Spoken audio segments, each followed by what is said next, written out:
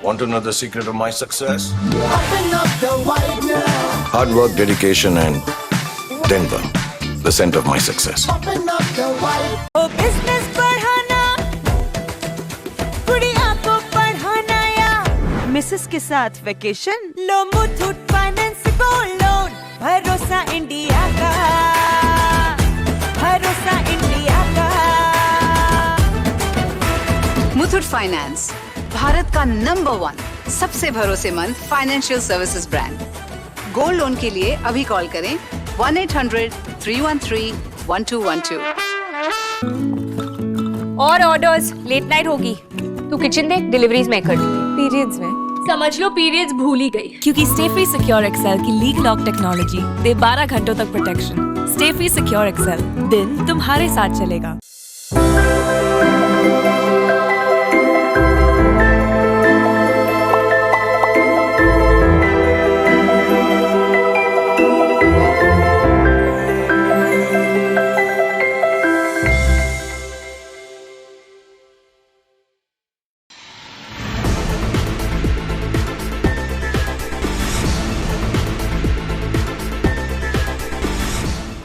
नमस्कार, मैं वैष्णवी, आप देख रहे हैं प्लस न्यूज। आइए नजर डालते हैं आज की हेडलाइंस पर।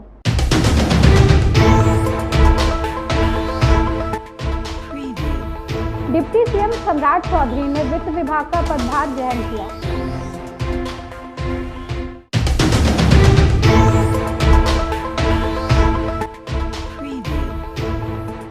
नई सरकार की कैबिनेट बैठक में 14 एजेंडों पर मुहर लगी।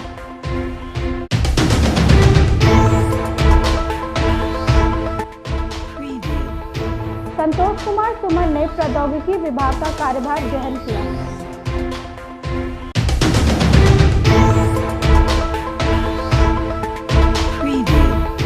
अब खबरें विस्तार से। बिहार के नए वित्त मंत्री के रूप में सम्राट चौधरी ने अपना पदभार ग्रहण किया। इस दौरान उन्होंने कहा कि वित्त प्रबंधन में एनडीए की सरकार बेहतरीन कार्य के लिए योजना बनाएगी। आगे उन्होंने कहा कि बिहार में एनडीए की बनी नई सरकार में किसी तरह की कोई दिक्कत नहीं है। एनडीए के पास पूरी बहुमत मौजूद है, इसलिए एनडीए सरकार को किसी तरह की कोई चिंता नहीं है।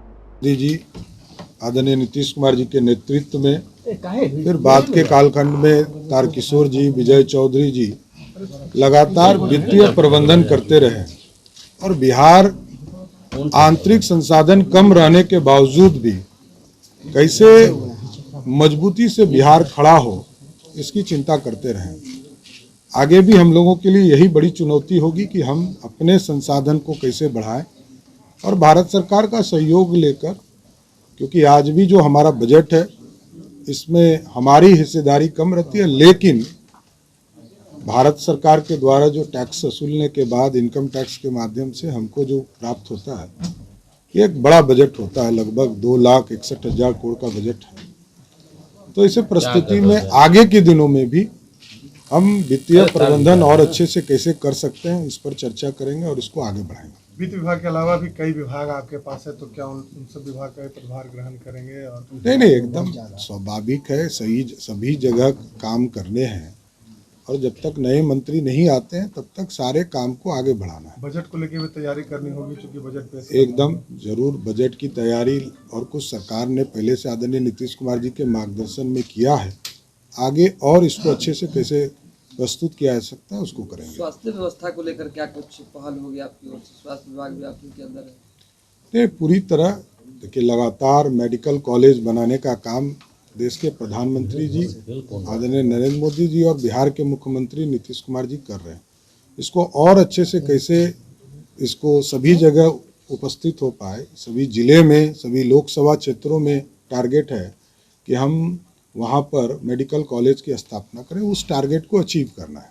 पहली बार आप बजट पेश करेंगे वित्त मंत्री के तौर पर, तो क्या कुछ उसमें ऐसा रहेगा ताकि राज्य के लिए गरीब कल्याण ही मकसद है। चाहे प्रधानमंत्री जी का आपने देखा हो या मुख्यमंत्री जी, कल ही मुख्यमंत्री जी के द्वारा उद्यमी योजना, लोग कहते थे 10 लाख नौकरी, अब तो 94 लाख लोगों को रोजगार देने का टारगेट हम लोगों की सरकार ने लिया है। 94 लाख लोगों को हम सीधे रोजगार देने का काम करेंगे। फ्लोर टेस्ट के दिन कोई उथल पुथल होगी? बिहार की नई सरकार ने कैबिनेट बैठक में कुल 14 एजेंडों पर मुहर लगाई। इस बैठक में फैसला किया गया है कि बिहार के इंजीनियरिंग छात्रों को 10,000 रुपये का स्टाइपेंड मिलेगा। 7 निश्चय पार्ट 2 के तहत बेहतर पशु स्वास्थ्य प्रबंधन में कुल 64 करोड़ 50 लाख रुपए खर्च होंगे। वहीं बिहार सरकार 2165 पंचायत भवन बनाएगी। नमस्कार। आज मंत्रिपरिषद में 14 एजेंडों पर स्वीकृति प्राप्त है। 14 एजेंडा। सबसे बड़ी योजना जो स्वीकृत हुई है वह है पंचायत सरकार भवनों के निर्माण के लिए। राज्य में 2165 पंचायत सरकार भवन निर्माण किए जाएंगे, जिसमें बाढ़ प्रभावित क्षेत्र में 1082 और सामान्य क्षेत्र में 1083। तो आपके 2165 पंचायत सरकार भवन निर्माण किए जाएंगे। इसमें 6010 करोड़ 10,48,000 रुपये 6,010 करोड़ का इस पर व्यय होगा। 6010 करोड़ का व्यय होगा। तो सबसे बड़ी योजना है जो मंत्रिपरिषद ने 2165 पंचायत सरकार भवनों के निर्माण के लिए स्वीकृति दी है। उद्योग विभाग का एक raising and accelerating MSME performance RAMP योजना की स्वीकृति के संबंध में था। इसमें जो MSME जो उद्योगपति हैं उनको hand holding, training, capacity building, ये भारत सरकार की सेंट्रली स्पॉन्सर्ड स्कीम है। रैम्प करके है और इसके अंतर्गत 140.74 करोड़ की स्वीकृति प्राप्त हुई है। ये सेंट्रल सेक्टर योजना है, रैम्प योजना है। सेंट्रल सेक्टर योजना का मतलब है कि 100% ये सेंट्रल सेक्टर योजना है। तो 140.74 करोड़ की योजना है जो बेसिकली आपके MSME सेक्टर में जो उद्योगपति हैं, जिसमें उद्यमों के सुधार एवं क्षमतावर्धन है, केंद्र राज्य सहयोग में तेजी लाना, प्रौद्योगिक उन्नयन योजना में प्रभावशीलता को बढ़ाना, सूक्ष्म लघु एवं मध्य उद्यमी योजनाओं को वित्त पोषण से मजबूत करना, माइक्रो एवं स्मॉल एंटरप्राइजेस के लिए क्रेडिट गारंटी ट्रस्ट को और प्रभावशाली बनाना और विलंबित भुगतान के मामले को कम करना। तो ये जो MSME में जो समस्याएं हैं उसका समाधान और कैपेसिटी बिल्डिंग के लिए यह योजना स्वीकृत हुई। विज्ञान एवं प्रौद्योगिकी विभाग में जो आपके इंजीनियरिंग कॉलेज हैं, राजकीय इंजीनियरिंग कॉलेज हैं, उनके छात्र छात्राओं को इंटर्नशिप नीति एक स्वीकृत हुई। इंटर्नशिप नीति के अंतर्गत एक इंटर्नशिप पॉलिसी लाए हैं, जिसमें 10,000 रुपये आपको इंटर्नशिप में दिया जाएगा और तीसरे सेमेस्टर के बाद 4 सप्ताह का, 5वें सेमेस्टर में 6 सप्ताह का और 7वें सेमेस्टर में 8 सप्ताह का प्रावधान किया गया है। और इसमें जितने सरकारी निगम हैं, हमारी सरकारी संस्थाएं हैं, उसमें इंटर्नशिप हो सकेगी और इनको इंटर्नशिप प्रोत्साहन राशि जो है वो 10,000 रुपये दे होगी। तो ये वन टाइम है। 8 सप्ताह के मतलब विज्ञान प्रौद्योगिकी विभाग द्वारा सातवीं सेमेस्टर में 8 सप्ताह के ऑफलाइन इंटर्नशिप करने वाले सभी छात्र छात्राओं को प्रति छात्र 10,000 रुपये मात्र की राशि प्रोत्साहन स्वरूप दी जाएगी। तो एक प्रोजेक्ट रिपोर्ट भी उनको तैयार करना पड़ेगा। मतलब रिक्वायर्ड टू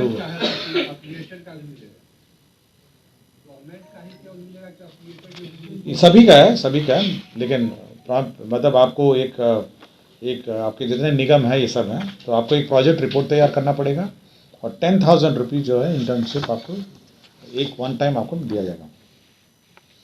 विज्ञान प्रौद्योगिकी एवं तकनीकी शिक्षा विभाग अंतर्गत कार्यालय प्रचारी की नियुक्ति चल रहा था और उसके बाद वो एडवर्टाइजमेंट रद्द हुआ और फिर से उसका जो संशोधित नियमावली उसके अंतर्गत परीक्षा लिया जा रहा था। तो पूर्व में जो परीक्षा शुल्क लिया जा रहा था उसके आलोक में नए परीक्षा में परीक्षा शुल्क नहीं लिया जाएगा। पूर्व सीएम जीतन राम मांझी की नाराजगी के बीच उनके बेटे और मंत्री संतोष कुमार सुमन ने पदभार संभाल लिया है। उन्होंने सूचना प्रौद्योगिकी विभाग का कार्यभार ग्रहण किया। विभाग के अधिकारियों ने उन्हें गुलदस्ता देकर उनका स्वागत किया। वहीं पदभार ग्रहण करने के साथ ही उन्होंने मुख्यमंत्री नीतीश कुमार को धन्यवाद दिया। इस दौरान मंत्री संतोष कुमार सुमन ने कहा कि जो विभाग हमें मिला है उसमें हम बेहतर करने की कोशिश करेंगे। बात है, पॉलिटिकल बात यहाँ पर हम नहीं करेंगे और ऐसी आपको सिर्फ एक ही लाइन में कहते हैं, कोई संशय होता तो हम यहाँ पर बैठे नहीं होते। बात खत्म। सब कुछ ठीक हो गया, ठीक है तभी तो यहाँ पर हैं। अब कोई नाराजगी नहीं है? अब ये सब बात नाराजगी रहती तो आप नहीं यहाँ रहते हैं, ना हम यहाँ रहते हैं। जिस तरह से मुख्यमंत्री जी से कल मुलाकात हुई, नाराजगी दूर हो गई क्या?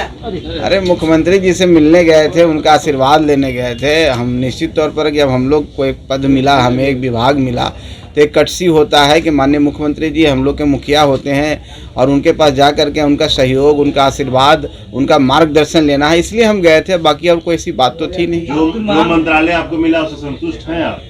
संतुष्टि तो होना ही, हर मंत्रालय का अपना अपना महत्व होता है, हर की खूबसूरती होती है, हर जनहित के लिए काम किया जाता है। कोई मंत्रालय किसी एक व्यक्ति को एक ही मंत्रालय मिलेगा और हर मंत्रालय हर कोई को नहीं मिल सकता, लेकिन जहां आपको जो दायित्व मिला है उसका आप कैसे निर्वहन करते हैं ये आपके ऊपर डिपेंड करता है। हर व्यक्ति से कोई चीज़ जाना जाता है, अगर आपके अंदर क्षमता है तो हर मंत्रालय में आप काम कर सकते हैं, हर मंत्रालय में संभावना होती है। तो इस पर कोई टिप्पणी नहीं है हमारी, हम पूरा काम करेंगे, पूरी क्षमता के अनुसार करेंगे, सबके सहयोग से करेंगे। और विभाग क्यों नहीं दिया जा रहा है हम लोग को? देखिए उनकी अपनी व्यक्तिगत टिप्पणी है, उस पर मैं ज़्यादा नहीं कह सकता हूं, लेकिन मेरी जो समझ में आती है, उन्होंने बात कही है कि जो विभाग का दायित्व पहले दी जा चुकी है उसको अगर हम अच्छा से काम किए हैं तो हम दूसरे विभाग में भी काम कर सकते हैं। उनका अपनी बात है, उस बात को ज़्यादा उनसे ही पूछें तो ज़्यादा बेहतर रहेगा। हमारे लिए इतना ही है कि आज हमारे लिए एक नया दिन है, इस दिन का शुरुआत हम अच्छे से करना चाहिए। दिल्ली जाने वाले हैं गृह मंत्री और अमित शाह से भी मुलाकात होगी। अरे ये तो औपचारिकता है, अगर हम दिल्ली जाना चाहते हैं, अगर समय मिलेगा उनसे मिलेंगे तो एक औपचारिकता है, क्योंकि हमारे गठबंधन के नेता हैं, उनसे तो मिलना ही चाहिए हम लोगों को, बाकी ऐसी कोई बात नहीं। 12 तारीख को फ्लोर टेस्ट है, क्या होगा उसमें?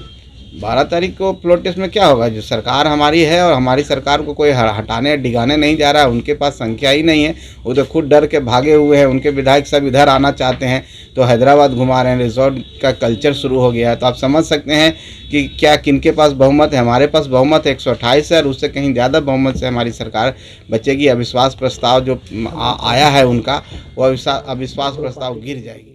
भाजपा प्रवक्ता प्रभाकर मिश्रा ने पूर्व डिप्टी सीएम तेजस्वी यादव के बयान पर पलटवार किया।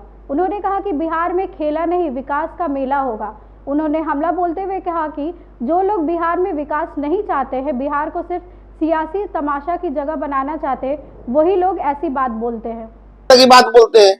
बिहार में अब कोई खेला नहीं होगा, एनडीए की सरकार में खेला नहीं मेला होगा। रोजगार का मेला, समृद्ध बिहार के उत्सव का मेला, तरक्की और तालीम का मेला। बिहार में एनडीए की सरकार मजबूत है, फिर भी बिहार के विकास की मुख्य धारा से अगर कोई भागीदार बनने के लिए एनडीए या भाजपा से जुड़ना चाहते हैं तो उनका तहे दिल से स्वागत है, चाहे वह किसी दल के हों। एनडीए का एक ही लक्ष्य है, बिहार का तीव्र गति से विकास, और उसके लिए माननीय प्रधानमंत्री श्री नरेंद्र मोदी जी के मार्गदर्शन और मुख्यमंत्री नीतीश कुमार जी के नेतृत्व में एनडीए प्रतिबद्ध है। बिहार में खेला नहीं विकास का रेला होगा। बिहार पुलिस एवं यातायात प्रबंधन के क्षेत्र में अंतर्राष्ट्रीय ख्याति प्राप्त IRTE फरीदाबाद के प्रेसिडेंट एवं director college of traffic management doctor Rohit Baluja के बीच MOU साइन किया गया। इसका उद्देश्य सड़क सुरक्षा यातायात प्रबंधन के क्षेत्र में बिहार पुलिस के लिए एक वैज्ञानिक और मानक प्रोटोकॉल का विकास करना है। आगे की जानकारी के लिए इस रिपोर्ट को देखिए। दिनांक 6 फरवरी 2024 को बिहार पुलिस एवं यातायात प्रबंधन के क्षेत्र में अंतर्राष्ट्रीय ख्याति प्राप्त IRTE और जिसको institute of road traffic education कहते हैं, फरीदाबाद के प्रेसिडेंट एवं कॉलेज ऑफ ट्रैफिक मैनेजमेंट के डायरेक्टर डॉक्टर रोहित बालूजा के बीच MOU हस्ताक्षरित किया जा रहा है। इस अवसर पे आप सभी का स्वागत है। इस MOU का उद्देश्य सड़क सुरक्षा, यातायात प्रबंधन, प्रभावी प्रवर्तन एवं मानव बल क्षमता संवर्धन के क्षेत्र में बिहार पुलिस के लिए एक वैज्ञानिक एवं मानक प्रोटोकॉल का विकास करना है। आप सभी जानते हैं बिहार से संबंधित जो विशिष्ट आंकड़े हैं, मैं कुछ की ओर आपका ध्यान आकृष्ट करना चाहता हूँ। जैसे एक्सीडेंट सिवियरिटी इंडेक्स, यानी घातक दुर्घटना प्रति 100 सड़क दुर्घटना के मामले में सिक्किम के मामले में मिजोरम के बाद बिहार का स्थान दूसरा है। यदि दूसरा पैमाना देखें फर्टिलिटी रेट का, जिसको दुर्घटना मृत्यु दर यानी सड़क दुर्घटना प्रति 10,000 वाहन, इसमें सिक्किम के बाद बिहार का स्थान दूसरा है।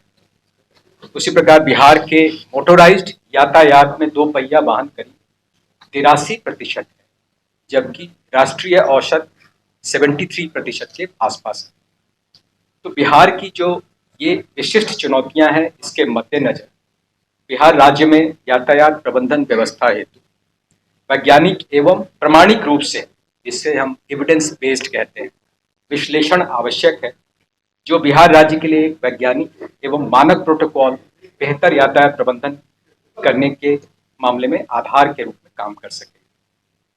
IRTE यानी institute of road traffic education, जिसके संस्थापक यहाँ आपके सामने उपस्थित हैं, को मनोनयन आधार पर निम्नांकित दायित्व दिया गया है।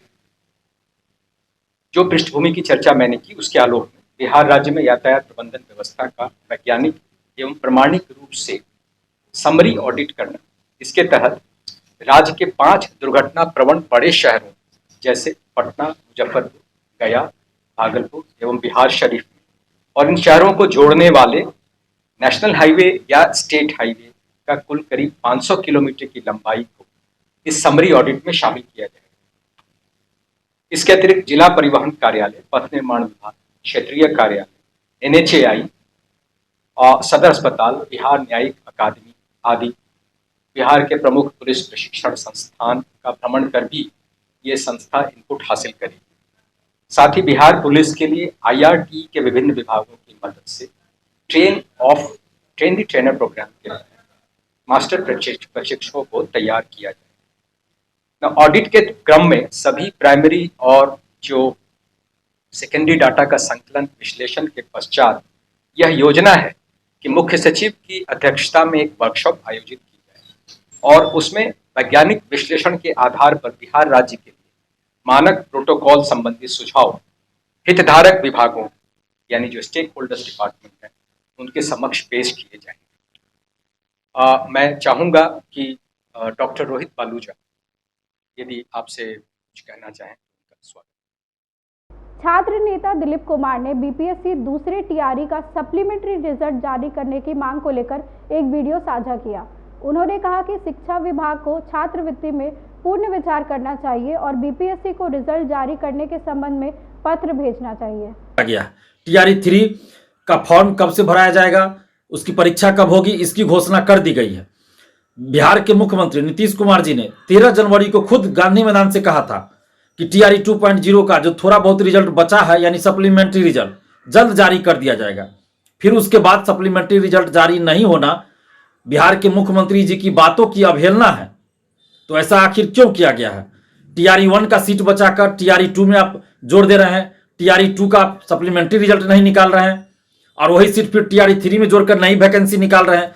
तो ये आंकड़ों का खेल जो खेला जा रहा है शिक्षक भर्ती के नाम पर, तो इसको अभ्यर्थी समझ रहे हैं। बिहार के लाखों शिक्षक अभ्यर्थी और बिहार की जनता इस बात को समझ रही है और हम तो सरकार को सलाह दे रहे हैं, बिहार सरकार को सलाह दे रहे हैं, बिहार के मुख्यमंत्री जी, बिहार के उप मुख्यमंत्री जी को हम सलाह दे रहे हैं कि आप जो 1 लाख 2 लाख वैकेंसी निकाले, अभी तक 2 लाख और फिर जो वैकेंसी निकाल रहे हैं, अगर आप टीआरई 2.0 का सप्लीमेंट्री रिजल्ट जो 14 से 20 हजार के आसपास आना है, अगर सप्लीमेंट्री रिजल्ट आप नहीं देते हैं तो ये जो टीआरई 1, टीआरई 2, टीआरई 3 तक जो आप बहाली कर रहे हैं, टीआरई 3 भी, तो उस पर पानी फिर जाएगा और जो श्रेय आपको मिलना चाहिए वो श्रेय नहीं मिल पाएगा। ये 2 लाख और 2.5 लाख नौकरी देकर भी आपको वो श्रेय नहीं मिल पाएगा। आज की खबरों में बस इतना ही। आगे की खबरों के लिए देखते रहे प्लस न्यूज। मुझे दीजिए इजाजत। नमस्कार।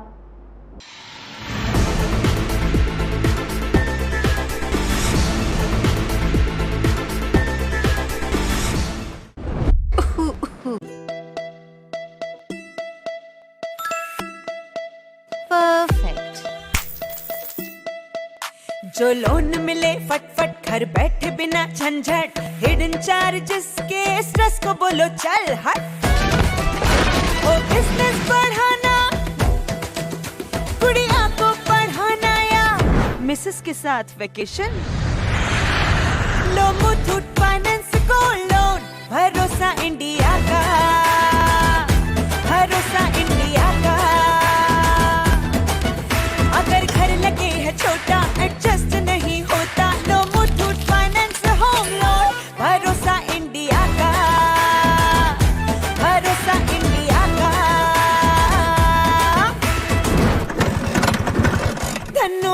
दिया धोखा, अब मार रहे हो धक्का।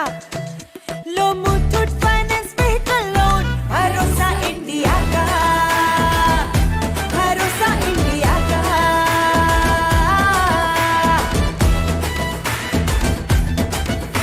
अटके हो बिकॉज पैसा तो रोना धोना कैसा।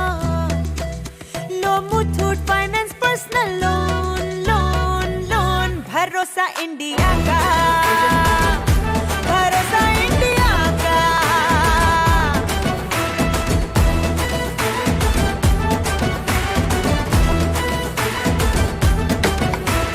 हेल्पलाइन काफी तगड़ा, ढेरों डॉक्यूमेंट्स कानून लफड़ा, सदियों का तजुर्बा और मुथूट का है भरोसा। अरे मुथूट फाइनेंस लोन्स लो, भरोसा इंडिया का, भरोसा इंडिया का। मुथूट फाइनेंस, भारत का नंबर 1 सबसे भरोसेमंद फाइनेंशियल सर्विसेज ब्रांड। अभी कॉल करें 1-800-313-1212। अरे हाँ, भरोसा